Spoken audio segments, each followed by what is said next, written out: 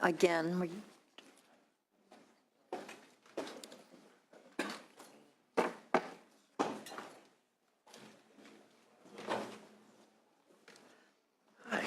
thank you. I would note we have 2 co-authors of this bill on the committee.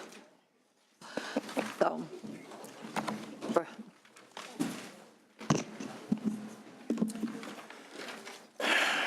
Senator Hall, welcome to the committee. Thank you, Madam Chair and Senators.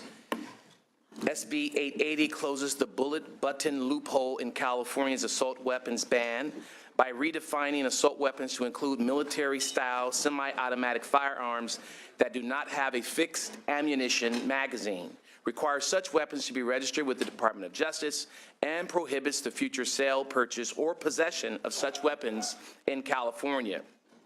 For years, gun owners have been able to circumvent California's assault weapons law by using a small tool to quickly eject and reload ammunition magazines. Bullet button equipped weapons are functionally the same as illegal assault weapons, but are not included in the prohibition because a tool is required to release the ammunition magazine and it cannot technically be released by hand. These types of modifications have no legitimate use for sport hunters or competitive shooters.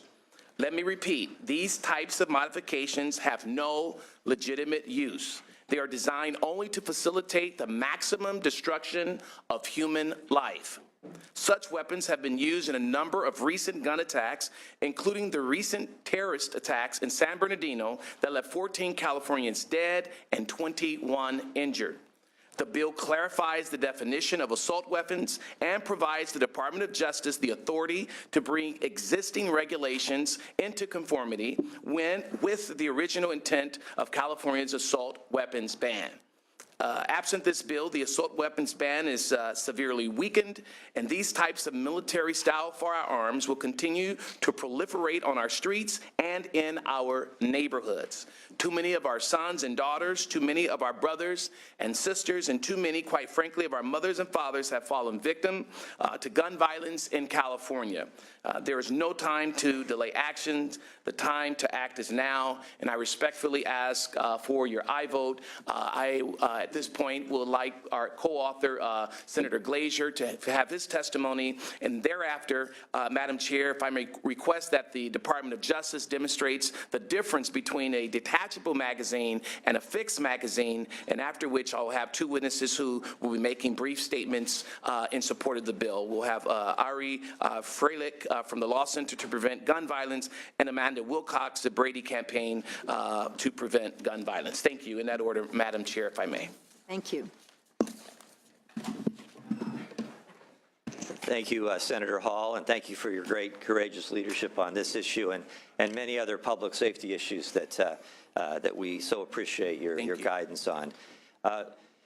Madam Chair and members, 27 years ago, I was working here in the state capitol for the President Pro Tem at the time, David Roberti, and we experienced that terrible moment that so many others experienced around the country when they heard about this crazed individual at the Stockton schoolyard, less than 100 miles here from this building, where he used an AK-47 to kill 5 children and wound 29 other children and a teacher on that prior to that moment, peaceful Stockton schoolyard.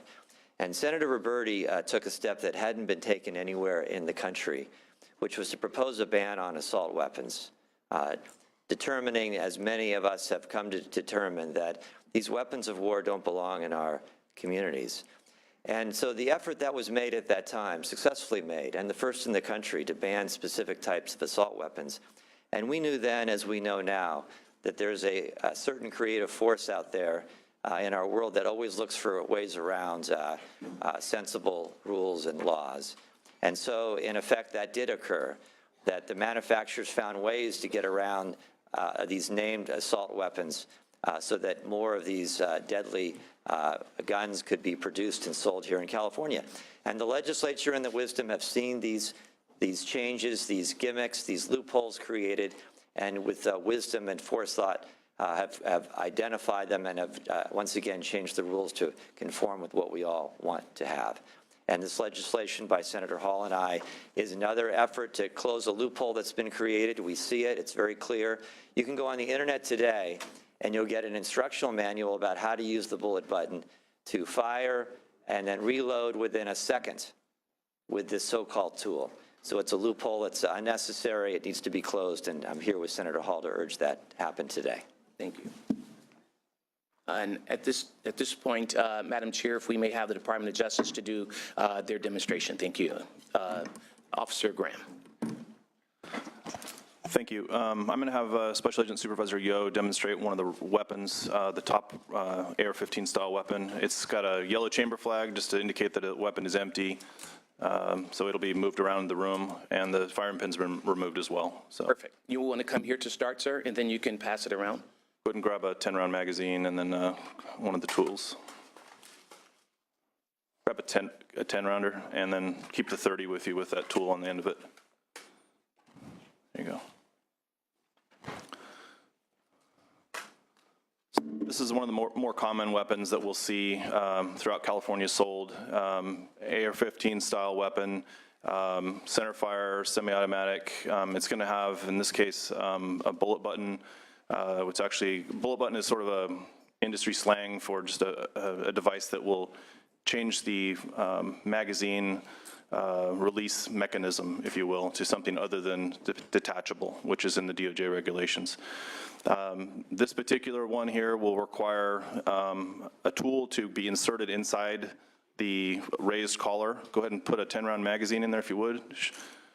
You can show the senator that's an empty magazine real quick. There we go. All right. All right. So he will attempt to push the standard release, which it's not there. It's not going to fall because, again, it's got a bullet button style release on it. Go ahead and grab a tool. You could use the one on the end of the magazine. That's one of the tools out there. They'll be affixed to various other magazines. So as you go through your shooting, you would potentially, with that style release or tool, each successive magazine would allow the next magazine to drop and so forth. There are other tools. Sometimes they're rings. Sometimes they are gloves, batting gloves that have a little stud that'll stick out. That's one of the things we'll see. You have one of the tools there? I have some over here. We have a dummy round that is also sometimes used. There are magnets that will sometimes be left on the weapons. Sometimes they'll be used intermittently. There are various other tools, probably 20 or 30 different types. There's a magnet. You can use just a metal punch. Many different types of devices that will cause that to drop off. So the AR-15, again, is the most common. The AK-47, which is the brown wooden stock weapon up on the wooden display, that's less common, but it's still pretty prevalent on the weapons sold today. Is that sufficient, sir? Okay.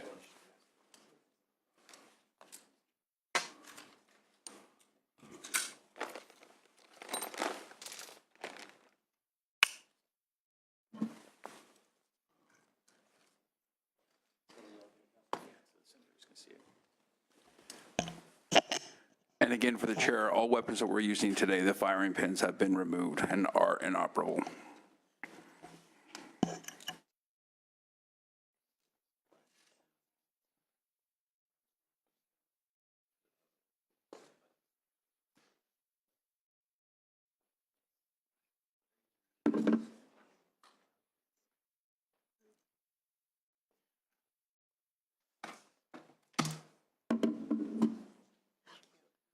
Thank you. I've seen this before.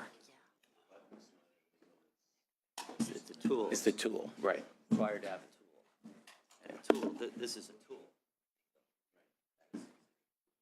Right. It's easy release, quick release.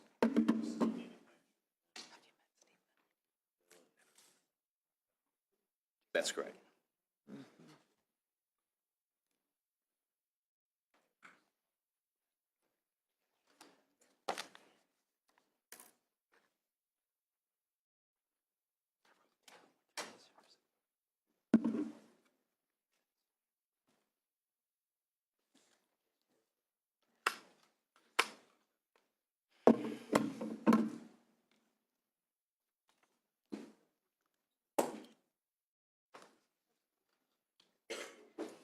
All right, and now, Madam Chair, if we can hear quickly, not quickly, but if we can hear from our witnesses, please. Thank you. Good morning and thank you. On behalf of the Law Center to Prevent Gun Violence, I urge you to support this bill to close the bullet button loophole. My organization was founded after an assault weapon massacre in a California law firm in 1993 and believes this legislation is needed to fulfill the spirit and intent of California's longstanding assault weapons law.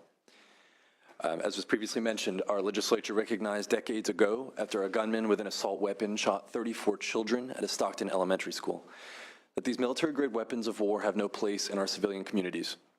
Combining specified military-style features with the ability to accept a detachable magazine for immediate reload, these weapons are designed for offensive purposes, not self-defense, to allow soldiers to quickly and efficiently shoot large numbers of bullets into human bodies without interruption.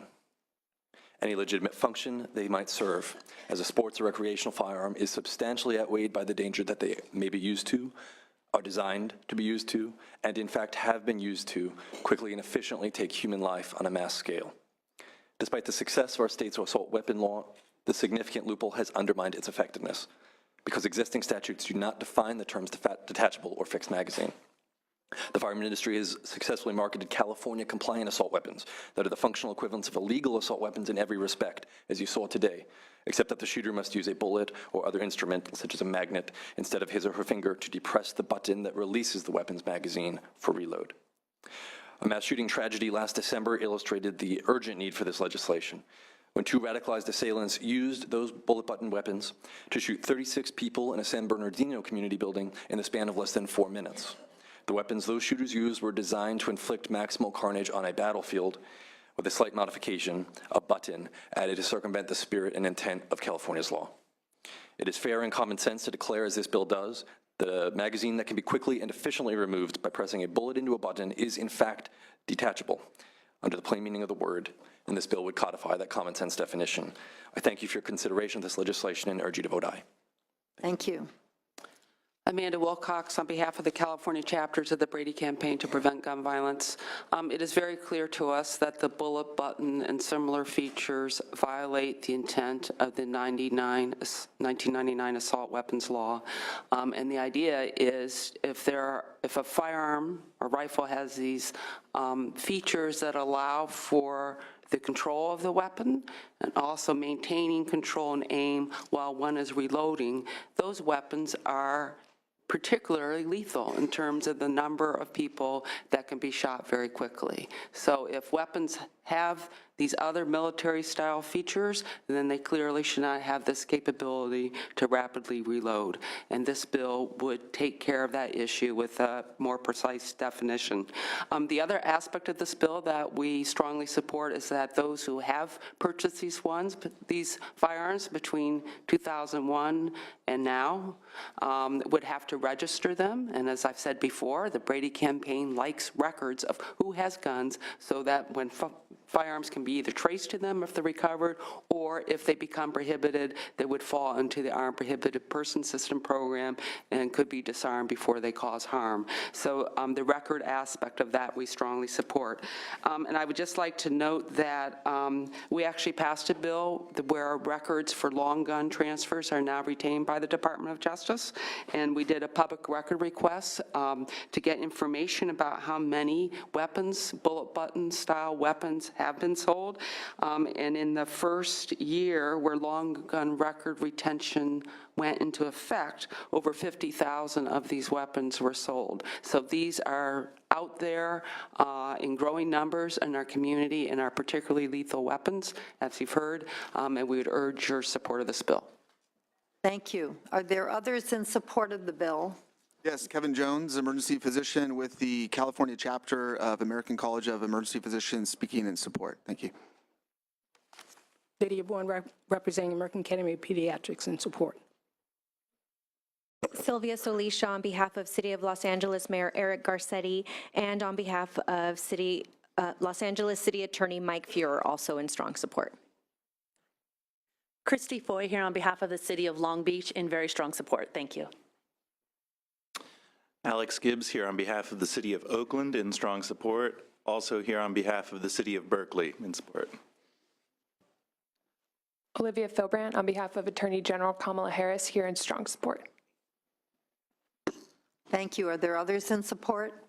Seeing and hearing none, are there speakers in opposition to the bill?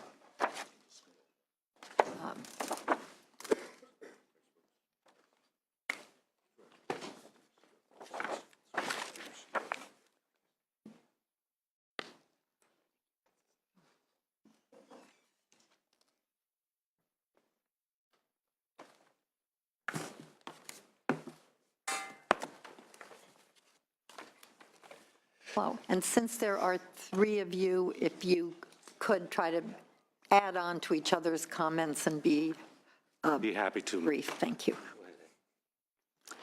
Madam Chair, members of the committee, Ed Warder with the National Rifle Association, and here we are again.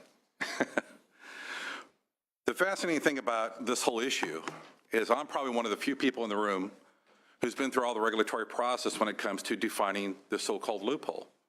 The so-called loophole wasn't created by us. The so-called loophole was created by the California Department of Justice. When we're going through the regulatory process, and one of the questions that I ask is, what is a detachable feeding device? That's the fundamental question, not magazines. It's detachable feeding devices, because that's what the statute originally said. The California Department of Justice, after we went through all the regulatory hearings, came through with a decision that if you had to use a tool to detach a magazine, that the magazine was not detachable. Now, there's a lot of different kind of firearms out there that don't have all these different features on them that you have to use a tool to take the magazine out of the receiver of the firearm. The fact of the matter is that the rifles and the long guns being sold in the state of California were blessed by the Department of Justice. It's not like the firearms industry went out there and clandestinely stuck them on a truck, drove them to California, and secretly put them into a gun shop. The manufacturers went to the Department of Justice and said, may I sell this firearm in the state of California? The Department of Justice says, yes, you can. This is within the scope of the law. So when you follow the law, it's not a loophole. The fascinating part of this is that the Department of Justice is allowing law enforcement officers to buy so-called patrol rifles, because this is what they call them in law enforcement. And one of the things they're allowing the officers to do is they can take the bullet button off the firearm when they're using it for law enforcement purposes. If the officer leaves the agency or the officer is no longer in law enforcement, the Department of Justice gave the California Highway Patrol the ability for the officer to go into the armorer and put a device such as like a bullet button onto the rifle and allow now the citizen who's no longer in law enforcement to take the gun home. So when law enforcement uses this, I hardly call it a loophole. That when officers use these to take their guns with them when they leave an agency, it's not a loophole. The fact of the matter is we keep playing with this weird kind of definition. They say these guns are evil because they look bad. These guns are evil because they have military features. These guns are evil because they have a pistol grip on them. These guns are evil because they look bad. These guns are evil because you could put a bayonet on them. The fundamental fact is almost every single firearm in the civilian market is based upon a military design. So to say that these guns are evil because they're based upon military designs is counterintuitive. There are many civilian firearms that are used by law enforcement all the time, law enforcement and the military all the time. The fact of the matter is when the original so-called assault weapons bill was passed, it was a named list only. Then they changed it to the features list. Then they kept adding on, trying to do the different things with the bill. Since the original Roberta Roos Act took place, we've had numerous court decisions, Heller and McDonald. Heller and McDonald found that a common firearm out there is protected by the Second Amendment. The AR-15 is the most common rifle in the United States now. Why? Because every time you guys try to ban it, people run to the gun store and fry their credit cards. People in this building here are responsible for more guns being sold than anybody else. Because every time you guys do this stuff, the guys run to the gun shops, they throw their credit card down on the counter and say, what guns do I got to buy that I won't be able to buy next year? So here we go again. And this law is unconstitutional, blatantly on its face. So we're going to play the game again, and that's fine. We're here to oppose the bill. We're going to keep opposing the bill, and we'll stop the bill. So For all those other reasons, continued reasons, for the last 25 years we've opposed this legislation. We continue to oppose banning guns for citizens who have no criminal background, and people should be able to own any kind of gun they want to own in the United States of America. Thank you very much. Thank you. Madam Chairman, members of the committee, Craig DeLuz with the Firearms Policy Coalition. I think the first thing to note is the statement that was made by my colleague. Under Heller, this is the most commonly owned rifle in the United States. So therefore, to then ban it, we believe runs directly afoul of Heller. We also believe that, and quite frankly, take offense to the fact that complying with the law is a loophole. Simply complying with something that was actually intentionally written into the law does in fact constitute a loophole. If you look at the federal crime statistics that the proponents of this measure say don't exist, rifles are composed of less than 3% or a little bit more than 3% of all gun deaths or all gun crimes. That's rifles as a whole, not even including these. So my issue is that we are sitting here trying to ban a gun that is not being used in crimes. That simply the fact that the guns exist is a bad thing. Well, you know, cars are involved in a lot of crimes. So maybe we ought to be banning cars simply because they exist. Maybe we ought to be banning knives because they're used in crimes. Once again, simply because they exist. The biggest challenge that we have with this measure has to do with the technology, with the redefinition of a detachable magazine or a fixed magazine. The reality is depending on the various different firearms you're talking about, what the action is and where the action is located is different. So how can you then determine whether or not something has a fixed magazine? I would submit to you that in many cases, and I think even your experts here will tell you, the action is different and located in different places or is defined differently depending on who you talk to or the firearm in which you are referring to. This ambiguity is because the people who are writing these bills don't understand the technology. They do not understand the industry, and they don't understand the culture. And quite frankly, I don't believe that they care to. Their goal is, that's a scary gun. I don't want to see it out there. It looks like a military gun, even though that's not a military weapon, so therefore we need to ban it. I repeatedly, over the short time that I've been doing this over the last few years, repeatedly hear from this committee, well, we don't want to ban guns. And then you vote to ban guns. I submit to you that if you don't want people to believe that your desire is to take away our guns or to ban our guns, that one of two things has to happen. One of two things has to happen, right? Either you need, if you want us to take the veracity of this committee at face, either one, you need to stop saying that you don't want to ban guns, or number two, you need to stop banning guns. It's for this and many other reasons that we oppose this measure. Madam Chair, Sam Paredes representing Gun Owners of California. I'd like to bring out a couple of additional issues.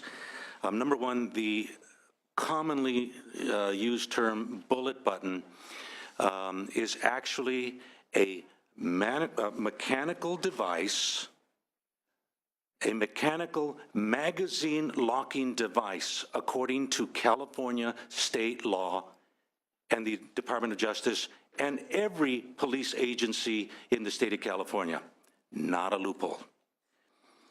It was stated earlier that there's a desire to have people who get these guns to have background checks. Let me tell you, everybody who legally purchased one of these guns with a mechanical magazine locking device has had a background check, has gone through a waiting period, unless they were law enforcement and exempt from that. But even when they are not in their official law enforcement capacity, as my colleague mentioned, they have to comply with the law.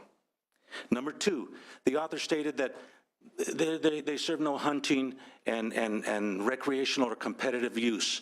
I beg to differ. The single largest growing competition growing in the United States is what they call three-gun, where these guns are regularly used.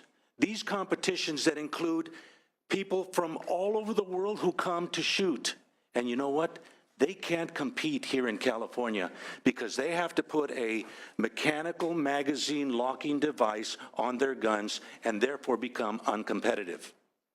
So as far as not being used for competition, you go to Camp Perry, which is sponsored by the National Rifle Association every year, and you will find thousands of these guns on the firing line being used by our veterans, our gun enthusiasts, and our competitive shooters.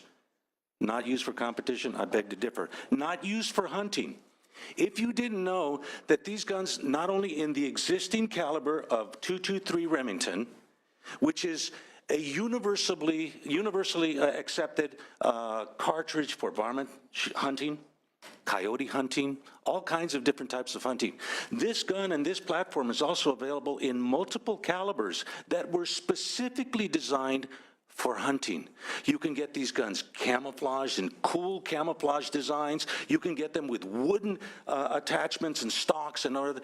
These are absolutely the single most growing number of guns that are being used in hunting. Why? As our soldiers are coming back from overseas, this is the platform that they learned on, just like our fathers learned on the M1A and the M1 carbine and the other bolt-action rifles that they used in the military. This is the firearm, the platform that they are used to, and this is what they are using for personal protection, for hunting, and for competition. I'm also here to be able to address this committee on behalf of Rob Young.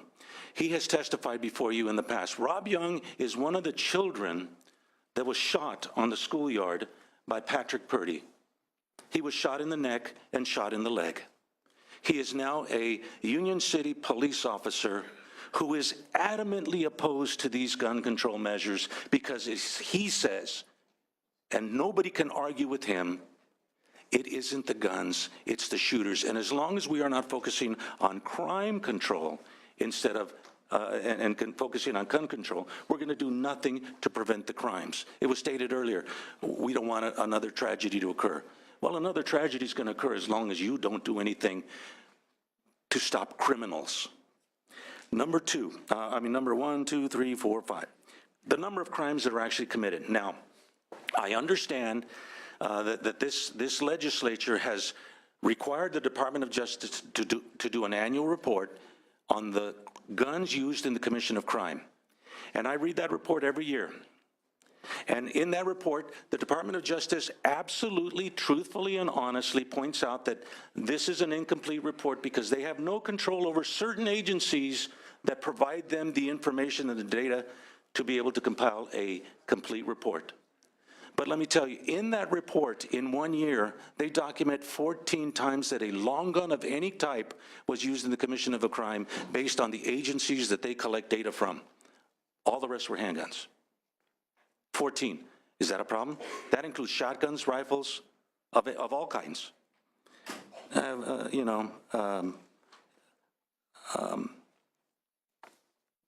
That's a concern to us. As was pointed earlier, and as we mentioned in other committees in this legislature, this law is clearly unconstitutional. And as the chairman of your colleagues down in the assembly pointed out to us, that here in California, we do things different. We don't pay attention to the Constitution. That's a quote. That's a quote. Okay, thank you very much for pointing that out. Are there questions or comments from members of the committee? Oh, no, excuse me. I think we have other add-ons in opposition. Yes, Madam Chair. Roy Griffith on behalf of the California Rifle and Pistol Association, oppose. Good morning, Madam Chair and members. Corey Salzillo here on behalf of the California State Sheriff's Association in opposition. Okay, thank you. Others in opposition? Seeing and hearing none, are there questions or comments from members of the committee, or is there a motion on the bill? I'll move the bill. Thank you.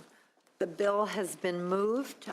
Senators Hall and Glazer, would you like to close? We will respectfully ask for your aye vote. Thank you. Thank you. Please read the roll. Hancock? Aye, and if there's an opportunity, I would like to be added as a co-author on the bill. Hancock, aye. Anderson? No. Anderson, no. Glazer? Aye. Glazer, aye. Leno? Liu? Liu, aye. Monning? Stone? Stone, no. Okay, I will hold that roll open for the absent members, and Since DOJ is here with large capacity magazines for my presentation on SB 1446, although I would typically wait till the end of the hearing to present my bills and will on the others, I think we can all agree that the DOJ representatives have busy jobs and a lot to do, and I would like them to get back to those. So I would like to present next. That will be the end of the bills. Senator Anderson, would you chair? I'd be happy to.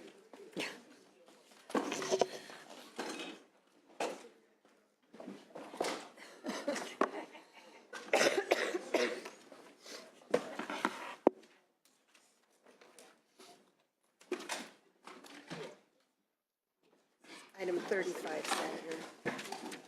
35. Senator Hancock, please present SB 1446.